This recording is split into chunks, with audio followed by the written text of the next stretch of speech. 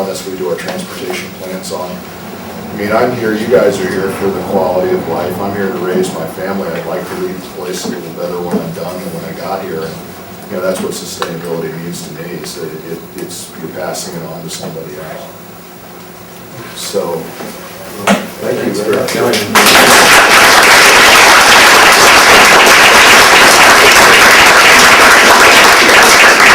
Once again, if you want to get involved, I encourage you to get involved. Believe me, I'm no less busy than anybody else in this room. I have law practice is busy, I coach, I have 2 kids, I have a wife who wants me around. And I said, what time, when I left, she said, what time are you going to be home? I said, 9. She said, well, see you in the morning. And so, if you think it's important and you have the time, sign up, get on the email list, and sign up to be part of the comp plan revision group. We're all real busy, but you can make a difference. Just for instance, we all made time to go to the city council meeting. 5 or 6 of us made time to go to a city council meeting out of our day yesterday, even though what we were there to talk about was off the agenda. But it showed we do care up here. I just wanted to let people know, if you do sign up to be on the comp plan review committee, the first meeting will be 2 weeks from tonight at my house. I'm Jan Holm, H-O-E-M, and I live at 16 Greenbrier Lane, and I'll write it up there, and we'll meet at 6:30, and then maybe I'll see a better time on this sheet that's going around. It on the right-hand side, it has space for you to put down the best time and the day of the week for you to meet. But we'll set up the first meeting at my house 2 weeks from tonight, so that it's easy to contact everyone, and everyone who can come, please do. And if you can't come 2 weeks from now, but your name is on the list, we'll keep you informed. Is that the 10th of May? It's 2 weeks from tonight, and I don't have a calendar. I think it's the 10th. I think next up on the agenda is the folks from the fire department. But I don't know who's here from the... Right here. Oh!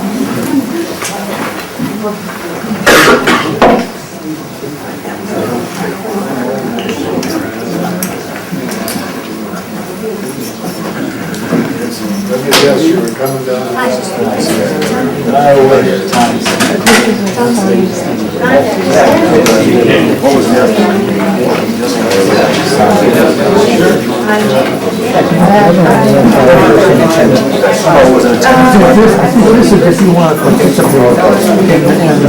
Everyone, I'd like to meet Tom Steenberg. Who is the fire chief of the Missoula Fire Department, and he's here to talk to us about the concerns that we have for the coming summer, and probably some other issues as well. Tom, thanks for being here. Thank you very much, and it's really nice to follow Mr. Millar and such a popular issue as zoning, especially in this valley, because a couple of years ago we worked on a county-wide community wildfire protection plan, and one of our your city council representatives from the Rattlesnake called me and said, Tom, would you please get some folks together? We've got a lot of interested people in the Rattlesnake. And I said, by all means, what do we want to talk about? Well, we want to talk about wildfire specifically and some other issues. Okay. Well, we had a very, very poor turnout, and it was April, just like it's April now, and it was raining. And so I'll apologize. First of all, we've got some really good wildland fire expertise in our department. They are not here tonight, but I promised whoever we talked to that this would be pretty short and sweet, 20 minutes at the most. And Dave asked me to cover a couple things. One of them, the first one, are response times to the Rattlesnake. We've got a fire station right down below at the end of the valley here at 625 East Pine Street. It's in a very good location for the Rattlesnake. And our response time goals state that we try to have our initial fire engine with a minimum of 3 firefighters on an emergency scene within 6 minutes. And we try to do that 90% of the time. We just finished a large comprehensive fire plan, and we're not quite hitting 90% of the time, we're working up to that. But in the Rattlesnake, other than the upper reaches of the Rattlesnake, we can meet that response time. And once again, you've got to remember there are variables. There's weather, there's traffic, there's the fact that we may be, that crew down here may be on the north side, responding to a similar emergency situation. So with those, taking those factors into place though, typically we can meet those response time goals in the Rattlesnake. Somebody asked, well, what about if there's a train? What if there's a train sitting on the tracks in Madison? Well, we do have an alert system. Before that fire engine actually leaves the fire station, they know if there's a train on that track. So there's about a 10-second delay there where if they pull out and they actually turn the corner and go the wrong way and the train comes, they're going to have to turn around. That's true. They're going to have to go around the block. But typically we know whether we can go up Duncan Drive or if we've got to go down Broadway and come up Rattlesnake Drive. There's been talk about below-grade crossings or overpasses, and all I can inform you is that we work fairly closely with transportation planners. We're very interested in access. A lot of the neighborhoods and developments in Missoula, I'm sure you're all aware, they're building without through streets. That doesn't make us happy. But we are one agency that can provide comment.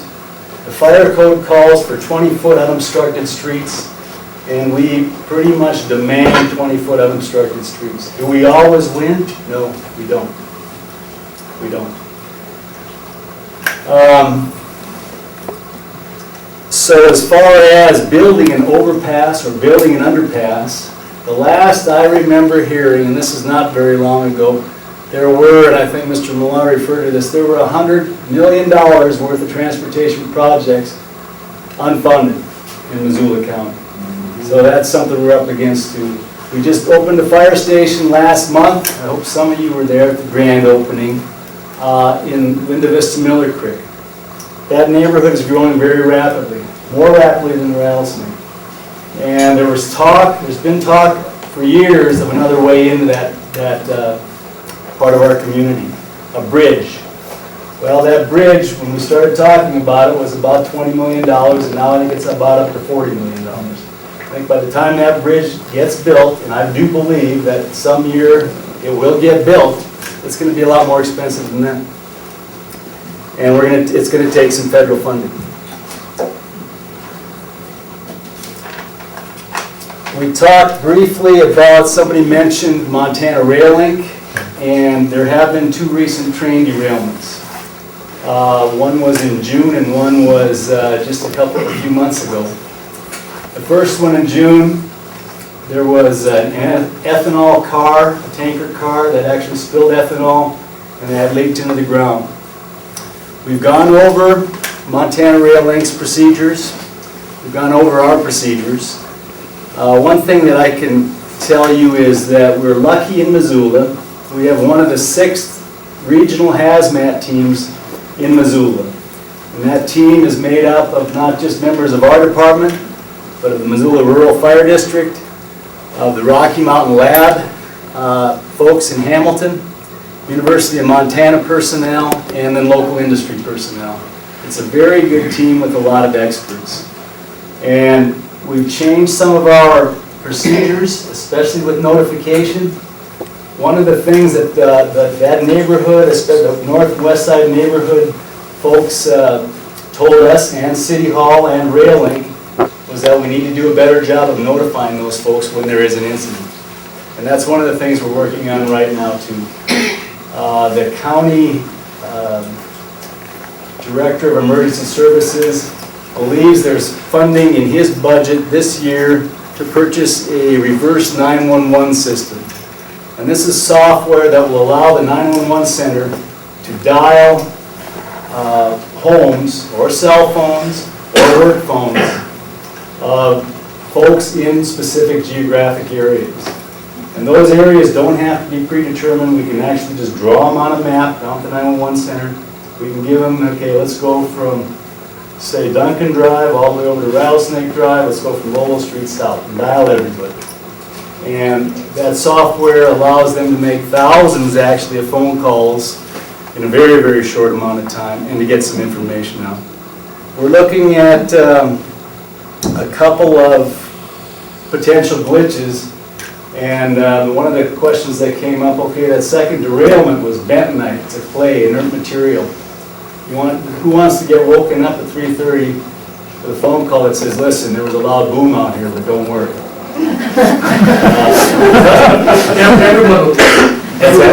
Everyone would like to know that. Yeah, I think everybody that's awake would. Would like to know. Well, and one of the other things we're looking at is we use a hotline number in the summer, especially for wildland fire season. And that hotline has information about local fires in our geographical area and our surrounding area.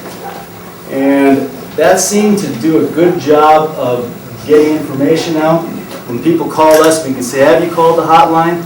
Call the hotline first. If you've got specific questions, give us a call back. And we rarely get calls back. So that's another system that we're looking at using for any type of emergency or non-emergency incidents. But we're probably looking at neighborhood council leaders if we have a non-incident as far as notification goes. One of the ideas we've heard for the north side, west side. And then finally, wildfire preparedness. And I don't know how to say this, so I'll just be very, very blunt. We do not believe that in a typical fire season, you're going to ever evacuate the entire Rattlesnake. This is a green valley, and there's a very good water supply, and we've got a lot of equipment and people that run that equipment very, very well, and they can generate a lot of water. We also enjoy a great relationship with the state fire, DNRC firefighters, as well as the U.S. Forest Service. And of course, you folks remember the fire on the other side of Jumbo that crept around last year. Well, City Hall, we had a brand new mayor. They were informed when that fire started. They were informed that that fire was going to creep around the hill, and it was probably going to cause a little bit of consternation and some phone calls to City Hall. And sure enough, it did. And we told them we don't have any air support, but we will get some air support soon. And we did, and that air support put the fire out. That's typical. It's very typical in our valley. Because I have lived in the Rattlesnake for quite a few years also.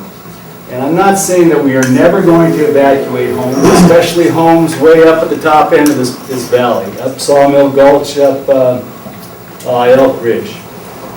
But typically we are not going to evacuate a lot of folks. I'm sure some of you remember when the mill was on fire, it jumped the interstate and burned up the North Hills there and was threatening to slop over.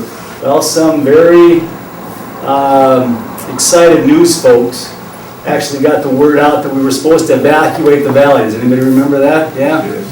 And that was not the case. And that's rarely going to be the case. Police cars with bullhorns came by.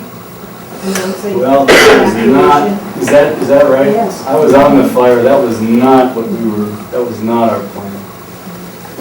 So if that happened, I wasn't even aware of that. I was having a lot more fun fighting fire. But we do work closely with law enforcement. They are responsible for the actual physical evacuation. They're really pushing this reverse 911 as a system that will really help them also. Questions?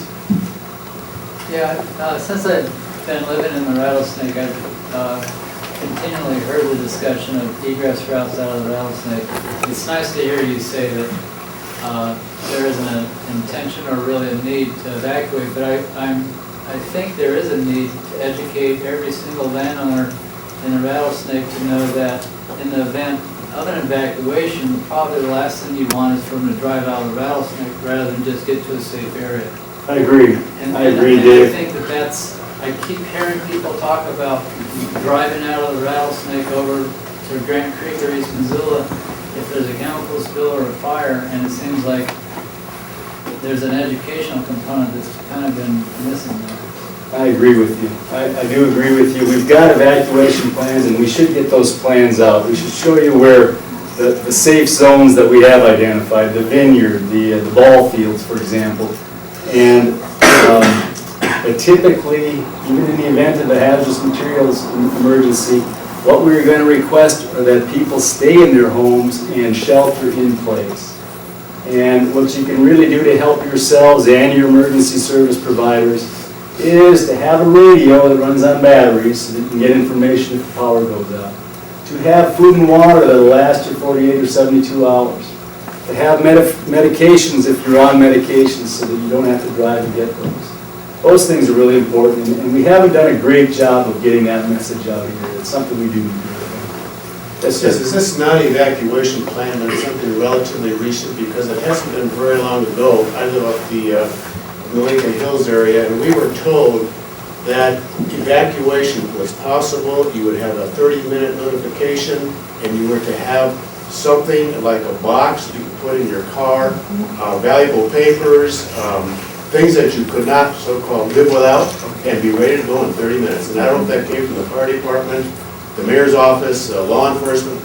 All I know was out there. okay.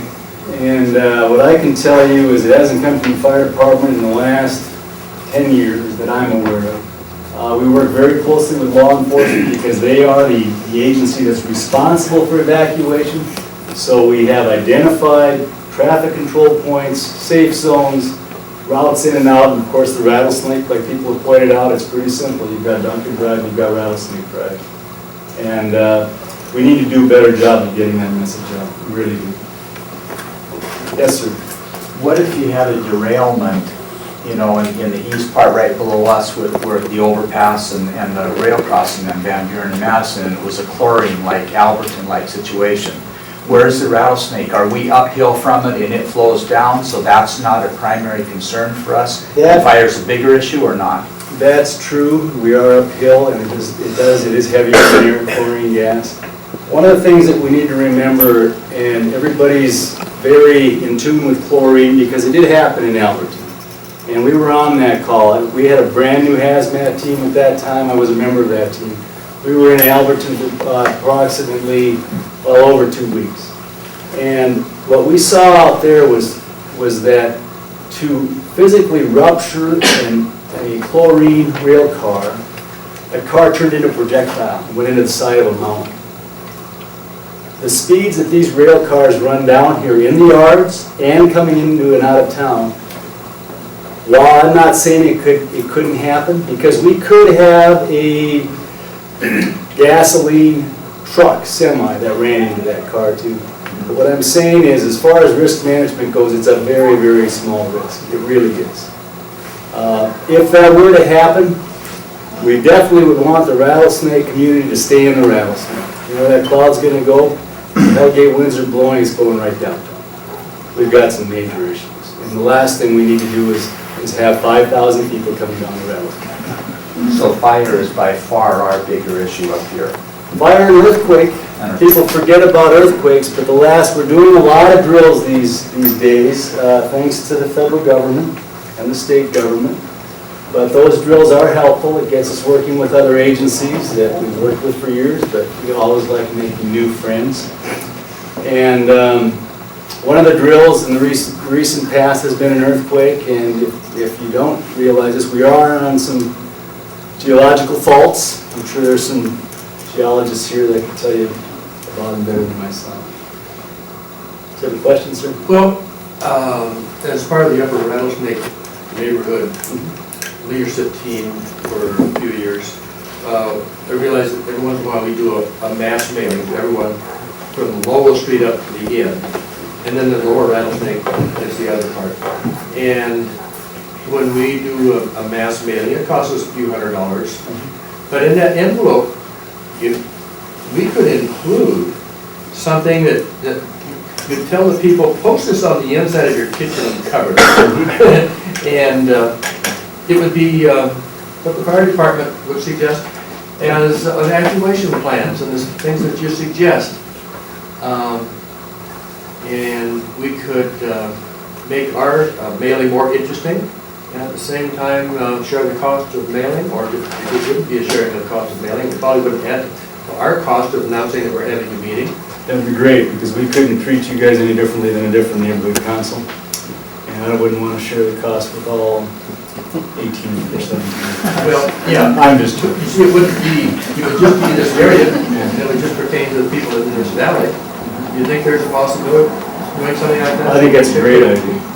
That's a great idea. Because next, in a few months, or maybe in September, we'll try and get another meeting going here in the gym or something, and not all that many people show up, but everyone gets the mailing. I think it's a great tool. I'd be happy to use that. We'd see you then? You can see me without a crutch, I hope. Okay. Yes, sir. The railroad is actually currently extending their track, the ACS lead through the yard, which will accommodate the length that they need to actually pull trains all the way across the crossing. Until I think we finish that work, at what point does it increase your response time to go around over to Rattlesnake Drive?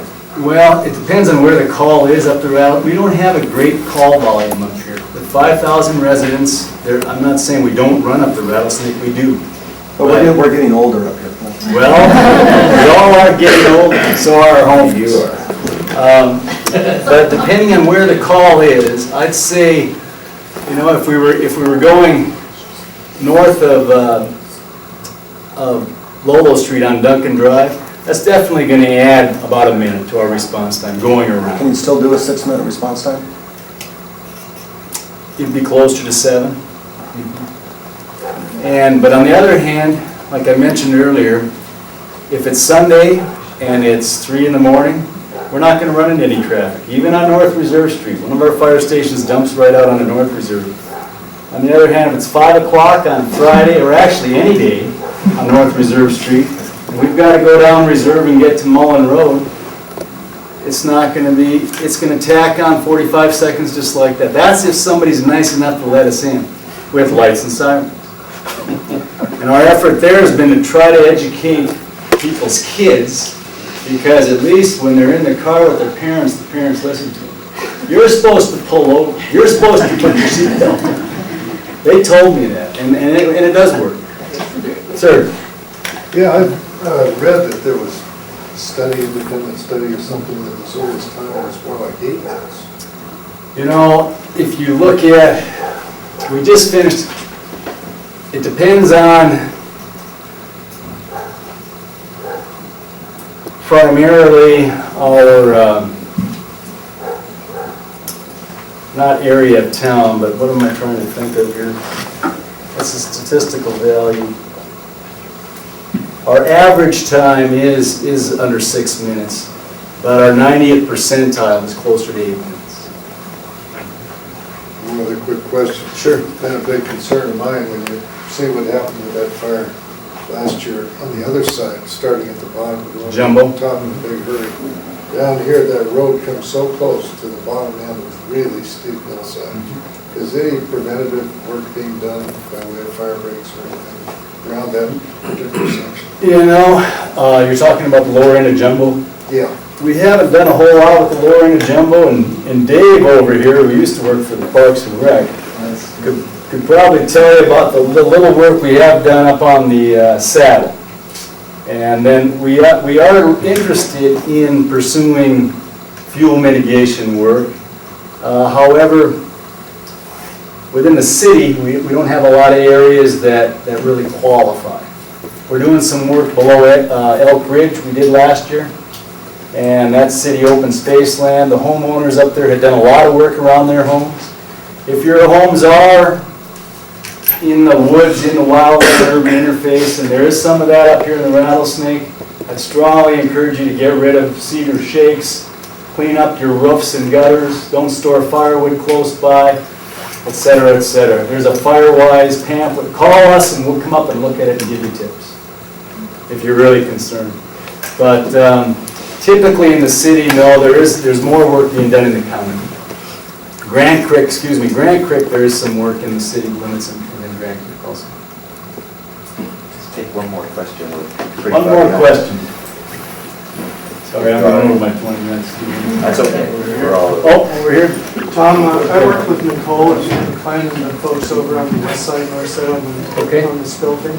I'm sorry we didn't get to meet with you because Yeah. you were not there in a couple meetings we I had. was probably doing something with this lighting, yeah. Anyway, we did look at some case histories on the reverse 911 notification, and first thing we came up with was it's a fantastic idea. Second, we looked at some case histories and we discovered that there was a really perverse unintended consequence. And that is in areas like the Rattlesnake where you have constrictions on access, people found that when you notify simultaneously 100 people or 200 people or a large number of people, it actually just accelerates the problem because you have more people simultaneously trying to do something. And that just underscores the point about the education, you know, setting up staging areas in the meadow, things like that. But we found there's two kinds of evacuation. The kind that you direct, which is a good kind, and then there's the self-evacuation. Takes place by itself. Yeah, and it's really hard to sometimes when people panic to prevent them from doing that. So I think you're that right. underscores the educational part of it and the fact that if you have a really good job on reverse 911, be careful what you wish for, you might get it. And then everybody knows, and if they're trying to respond at the same time, and one of the egress avenues is blocked, it doubles your problem again. So the whole access issue doesn't go away, it actually gets worse when everybody knows at the same time you have a problem. Thanks, Tom. Thank you.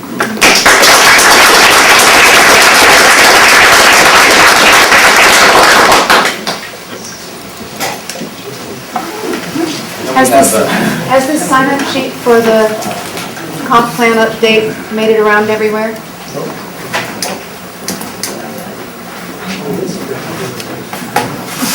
Some people are interested in leaving, and maybe if you're hanging around for the vote on the bylaws, maybe we should jump to that real quick. Has everybody had a chance to take a look at the bylaws for the Upper Rattlesnake? Does anybody want to make a motion to adopt those? I move that we adopt the bylaws. Okay, all in favor of adopting the, let's just back up a second. Is there any comment on the motion? I think I like them, but in light of the EPA information that's coming out on air quality and the effects of the fine particulate on the young and the elderly, stroke, and heart attacks, I would like to see a stronger public health section in there included, but I don't want to jam up the process. I think that is a paramount concern right now. That might be something we could address in the comp plan as well. Sure. I don't know if it's appropriate to even put it in there. No. You know, my work, so. The bylaws don't address any policy-specific issues. Just kind of one of The bylaws don't address any policy-specific issues. It just talks about how we operate as Sure. a leadership team in a neighborhood council. I understand that, but is there some way of putting in some reference to, when you talk about... I think the comp plan would be more appropriate for that, but the bylaws would not address any specific policy. Who has a copy of those? Thanks, Sharon. I think it's good that air quality is brought up. I'm not sure whether we can write that in at this Someone time. else wanna sign Keep it this? in mind. Any other comments, questions? The motion's out there, does anybody want a second? I second. All in favor of adopting the amended bylaws for the Upper Rattlesnake Neighborhood Council? Say aye. Aye. Any opposed? Good, it's unanimous. Who's going to do Is it- stepping up the wildlife? Julie, are you? And before you step up, there's a flyer up here, I know I was supposed to earlier mention it, the Pineview Park Neighborhood Design Workshop, all welcome, June 6th, Wednesday, here at 5:30. So if you're interested in having any kind of input into the development or recreation of Pineview Park, pick one of these flyers up. Do we have noise abatement too? And noise abatement. That comes after wildlife? Yes. Yes. Sorry. Okay, I'm Pete Lessick, I'm with the Lower Rattlesnake. I think there's one person from the Lower Rattlesnake left here. Oh, two, all right, three, okay. A year ago, we had a meeting with the Department of Transportation, and we've been meeting with them for about 5 years. We had a meeting with them, and they said that in September, we were gonna get together and we were gonna design noise abatement, a noise barrier for the interstate. And that's the last we've heard from them. And I have contacted them about every 2 or 3 months, and every 2 or 3 months they say, well, just wait a little longer. And finally, 2 months ago, Dave and Heidi and Carol Williams and Robin Hamilton wrote a letter to the director of the Department of Transportation, and he has not responded. So pretty much, I think they're blowing us off. I'm gonna, wait a little bit longer, and then I'm gonna see if I can't weasel my way into the governor's office and start like something top down instead of bottom up. So the news is, there's no news. Well, barricading I-90. That would get their attention. That would get lots of. I second the motion. I think that what you're experiencing in terms of this lockout stems in part from a May 2005 letter written by the Department of Transportation to the city of Missoula and the county, informing them that all development in the city and county should stop because of the air quality issues and the fact that they're hundreds of millions of dollars short. That means all development that is planned development and development that is ongoing, it should be stopped. And so that letter has caused a lot of heat, and maybe that's why they're not responding. But that letter is available at the city offices for those of you who are concerned about development in Missoula.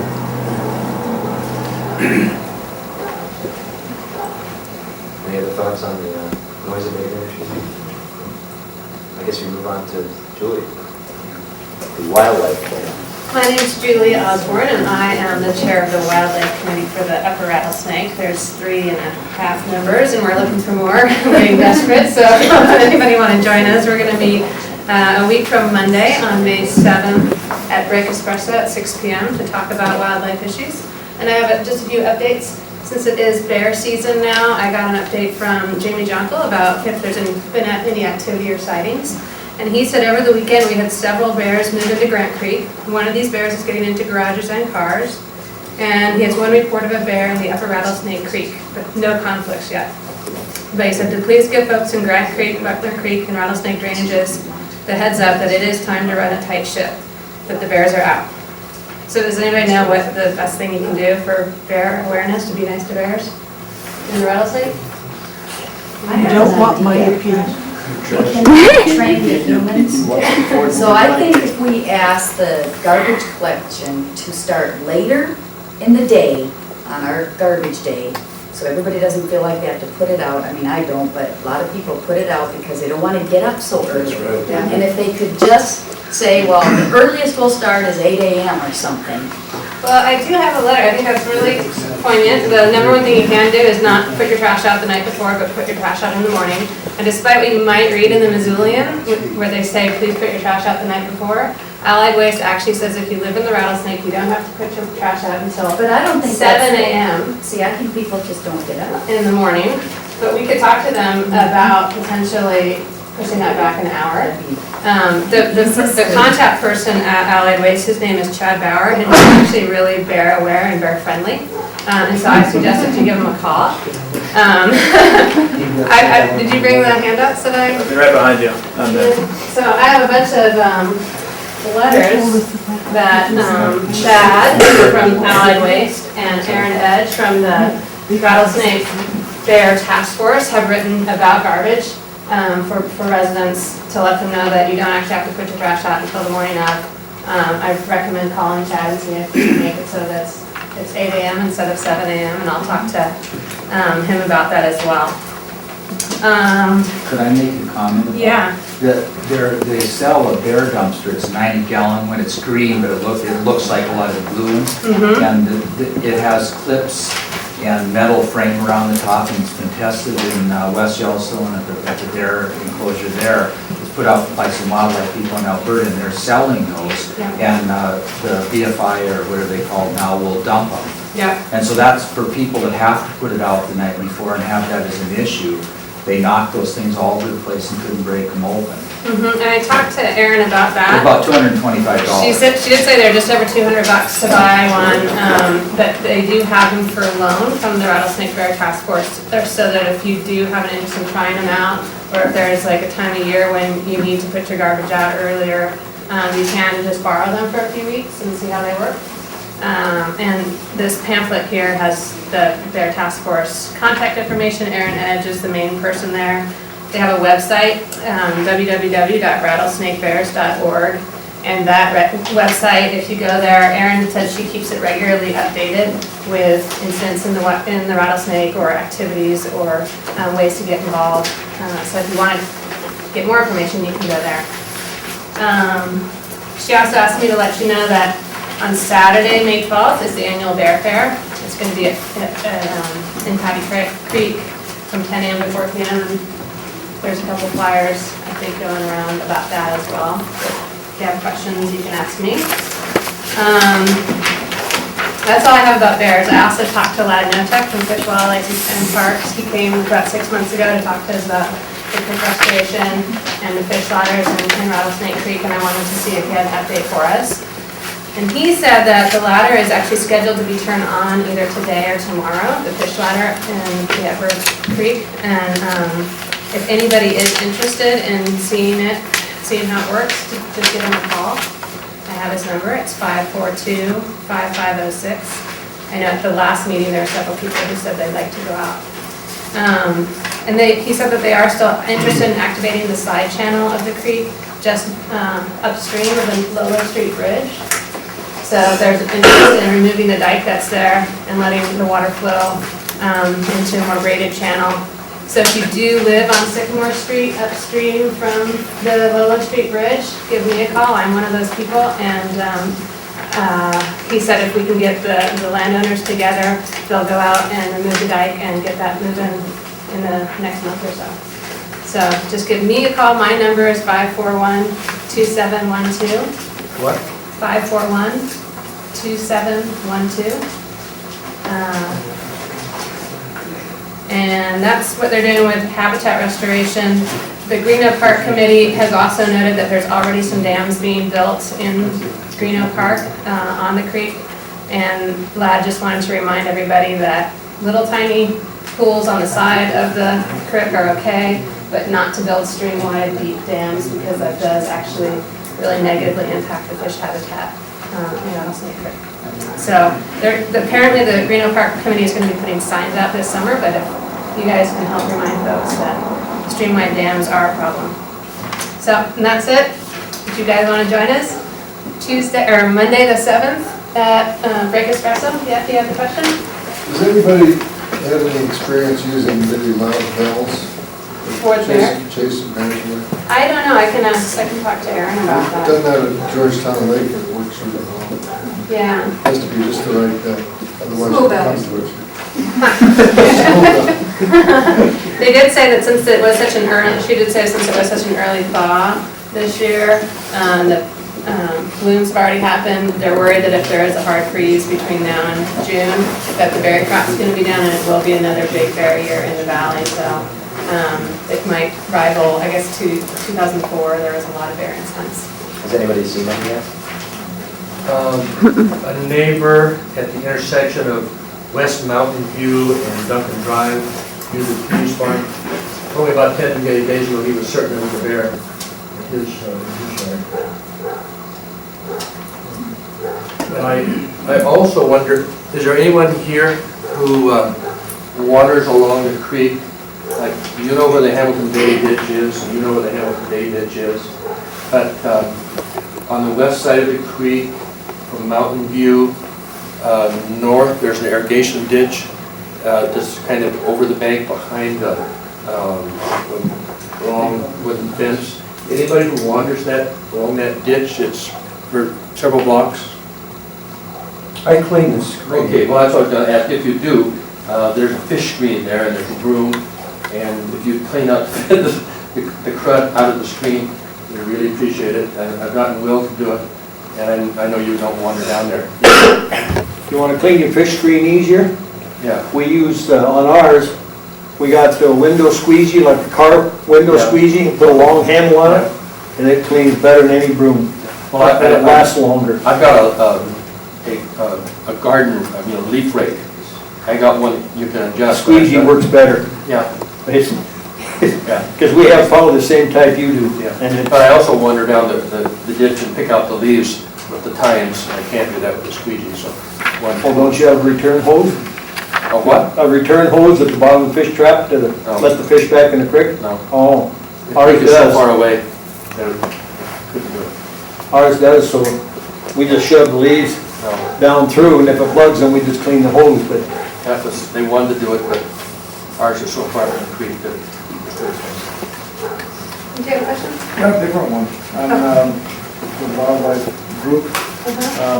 Now that Jumbo is open, we're having a lot of trouble with dogs chasing deer and whatnot. Something you might want to promote Jumbo group, and Parks and Rec doesn't seem to do anything about it. Somebody's got to do something about it. Is there a leash law on the? They were up there chasing pheasant this morning. And as soon as they hit the open space, man, off they go. So something we should be thinking about too, besides big ones like bears. Big ones like deer. Great. I've also chased a couple of people off Rattlesnake Creek fishing. What? I've also chased a couple of people off Rattlesnake Creek fishing. It's not open until the third weekend in May. Adults? Young adults, college age. If anybody's interested, I've seen, in the last month, we've seen a badger and a fox, which we think's got a den just on the west side of Duncan Drive above the peas farm there, so you might spot it if you go over there. Badger, yeah. They're digging big holes in my deal after the ground squirrels. This spring I found a fox carcass in the timbered area on the northwest flank of the Mount Jumbo walking up after it first opened. Found the hind legs and part of the fur and stuff. I'm guessing kind of stuff with it, It's all mine. Has anybody seen any mountain lions? Ever or? Or no, mountain lions recently in the valley. Has anybody seen them? Yeah, when I met with Erin Edge at Defenders of Wildlife, she said there had been a couple sightings already this year. Mountain lions in the valley. Do they get deer? Mountain lions, yeah. Oh.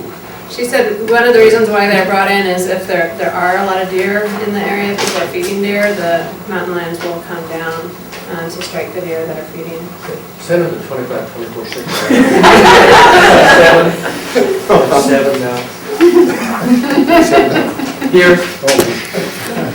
She said the male black bear also really like fawns, so folks that have fawns in their yards, that's a possibility as well. I think we're done, huh? Public comment. Oh, public comment. Anybody have any comments? If anyone else has one, go ahead. I guess they don't. I'd like to address the school situation in the Rattlesnake. And I see Joe Tolber's here. He's a school board member, so if you have any problems you'd like to address, you can talk to him. And he and I are at odds many times at these school board meetings, I have to admit. But I do feel that we were unfairly treated in 2004. Our middle schoolers got shipped over to Washington. My son, who could have walked 2 blocks, now has to go 5 miles to Washington. And the thing is that the population at Rattlesnake Middle School was not that different than population in the other middle schools. So if you have little ones that go here, I really don't think they're going to like Washington Middle School. That's been my experience anyway. And so I'm thinking one way that we could solve this problem that was created is to go back to K-8 schools of the Rattlesnake. I've been told that the middle school concepts in Missoula started with the Rattlesnake parents, so maybe we can be the ones that turn this around and go back to K-8. A lot of cities are doing that in the nation. My husband lived up here when they had K-8 and his siblings, and I know a lot of people like the K-8 system. And also there's another problem with the school district, I think, with the Prescott School in the Lower Rattlesnake. In 2004, it was leased to the Missoula International School, and the lease was for 5 years. So now they're on their third year of a 5-year lease, and they have asked the school district for an extension of 5 years, which would take the lease up to 2014. The problem with that is that if Rattlesnake Middle School gets crowded, and it very well could be, some parents are already complaining about the large class sizes. What the district wants to do, what the superintendent wants to do, is to take the lower Rattlesnake kids and bus them to Lowell. So here we have a really wonderful school, Prescott School, and instead of reopening it and not renewing the lease, they want to send our kids to Lowell, along with the Mount Jumbo kids, in East Missoula, and East Missoula has that beautiful school. So I just think it's some short-sighted decisions. And another problem, and actually I have a handout here if anyone's interested. It talks about the birth rate in Missoula, and the birth rate is increasing. It has increased since 1997. And this demographer says the demand for the facilities that have been closed will rebound.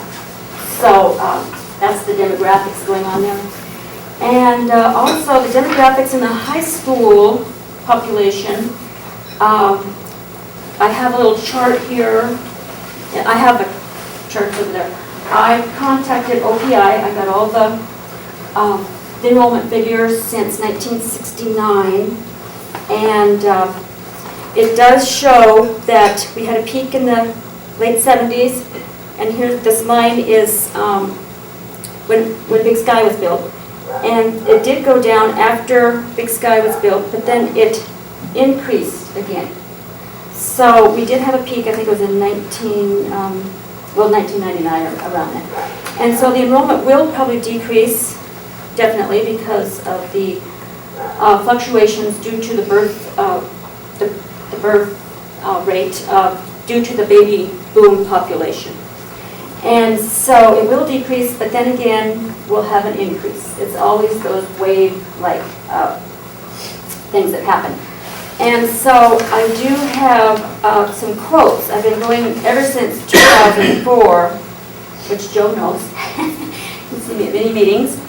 And I have collected some quotes about a Hellgate closure, and that is the Rattlesnake's neighborhood high school.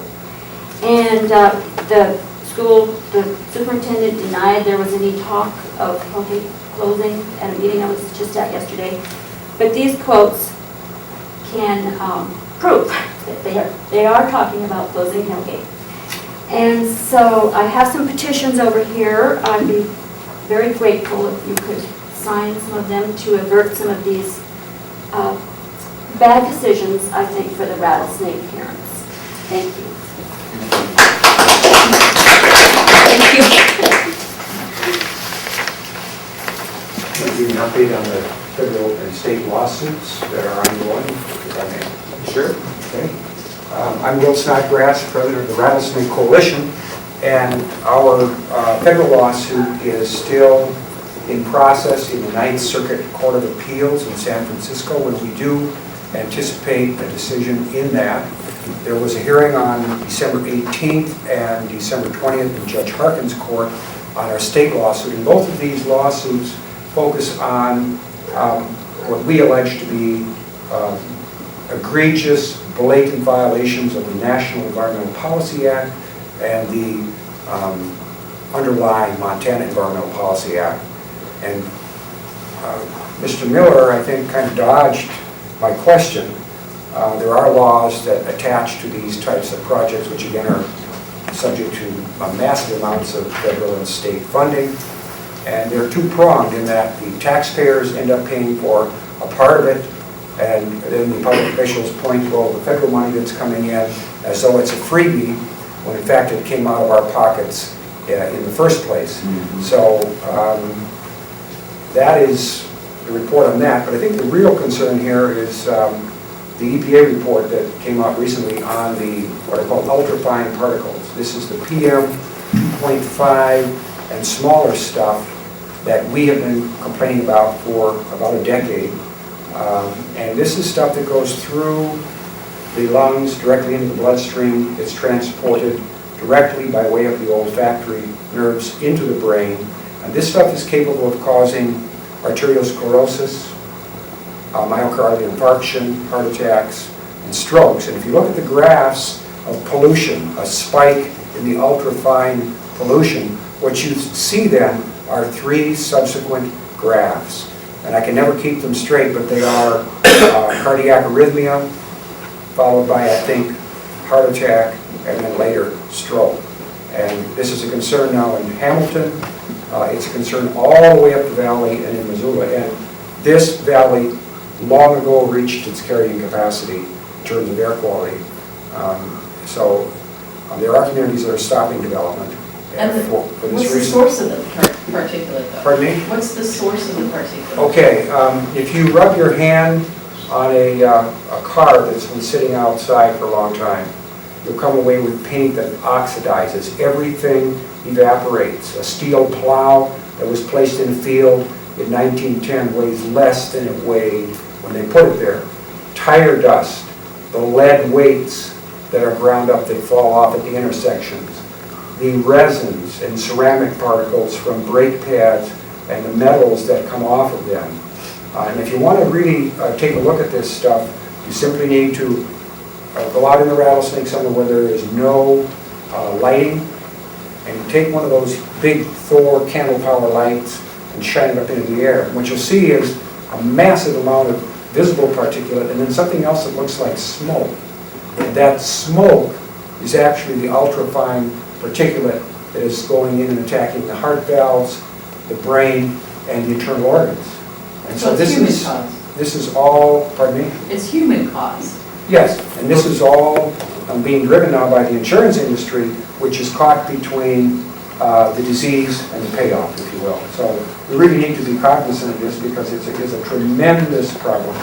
Did you mention car exhaust? Well, of course, yeah, I mean, I think that's a given. Thanks, Doug. And what about the exhaust from Montana Railway engines going through? Polyaromatic hydrocarbons. A lady in East Missoula called me and wanted to know what are the effects of diesel.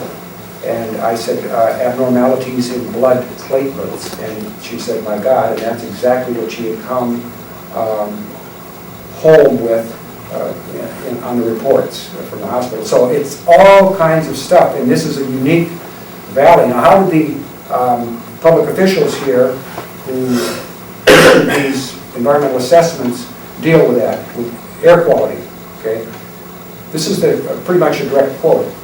The values and distribution of pollution will vary according to vehicle miles traveled. What does that tell you? Okay, and they got away with that.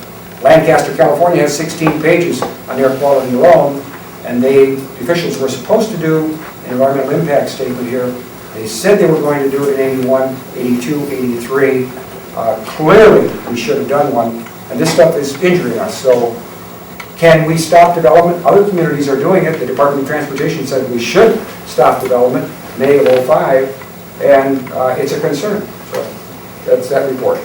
Yeah, I still, in the fall, winter, and spring, even this morning, I smell wood smoke, so there's still people in the Rattlesnake that are heating their houses with wood, and I got up and I thought, gee, there's a fire in the house, and I thought, no, it's the neighbors upwind from it are heating the house with wood again today. Is that legal or? Summer grandfather. Give them, I'd like to make a public comment. My name's Bob Giordano. I live on Reno Drive, and related to some of this, the 20-year transportation plan is being rewritten for the whole city county, starting in about a month. It'll last a year. So I think it is a great opportunity, what Roger talked about, looking at this valley and how it dovetails with the rest of the city. And I'd like for us all to think about how we can make this a more walkable, bikeable valley. And if we maybe, when we do drive, to slow down.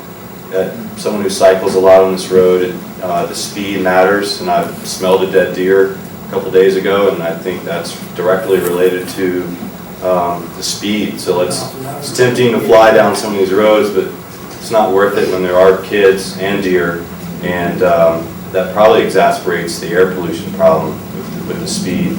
But it's something we have to address, and the sidewalks is another thing. I've been following the city council discussions, and I think we have opportunity, but also we may be facing a lot of SID monies to get sidewalks put in. There are other ways to do it. The big challenge is it's been done the same way for about the last probably 50 years or so, charging the homeowners, when it's really part of the whole transportation system. So I'd ask that people try to think creatively, how can we maybe fund sidewalks or walkways a little differently, yet remain equitable to the way it's been done for a long time. So there's some challenges ahead. And is there a transportation committee for lower or upper? Is there? I don't think we have it on the upper. There can be. You can make it. It's been a part of the land use. Okay. It kind of came Development under that. committee, right? Yeah. There were, there's concerns about traffic and speeds and how do we want to handle that type of issues. But certainly if there's interest, we can make a committee. I think that'd be great. Well, I know one thing, he's talking about the traffic, and all the years up in the valley here that I've gone to city council meetings and stuff, while they approve more and more development, I keep asking, what does the lower Rattlesnake get out of this? Are you concerned about the lower Rattlesnake? And the city council was not the least bit concerned of the impact on the lower Rattlesnake, so. That's a good comment. One of the things we talked about as a leadership team a couple weeks ago in our last meeting was the impact of the Lincoln School development. The fact that it doesn't really impact the lower Rattlesnake folks because it's the upper end of their traffic stream and their visual area.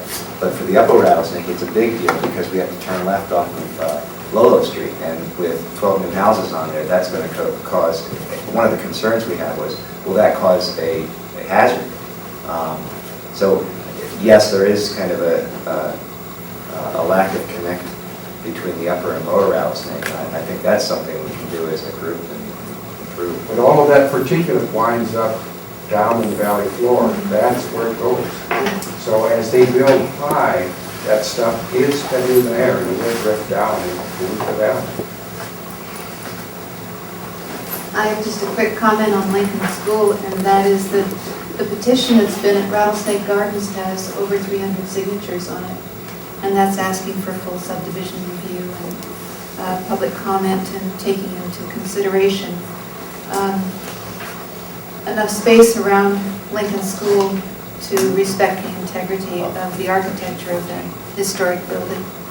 So I don't know where our windows should go someplace, Dave. I'll see you in a couple minutes. This gentleman over here makes some really good comments about vehicular contributions to our air pollution and all other kinds of sources that comes from brake pads and et cetera, et cetera. What is the position of city government? What's their responsibility besides close to zero? This gentleman over here talked about they keep expanding, expanding, and expanding. But if you call them for services, they say, well, we're awful busy, we don't have the manpower, we don't have the equipment, it costs money.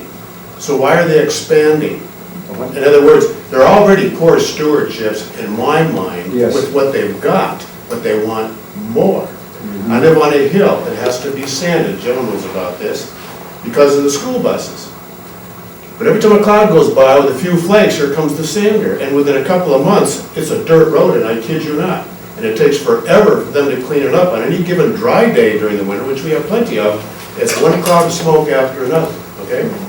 They can't clean it up soon enough or often enough because they don't have the equipment or the manpower. What about the roads that are dirt roads, city and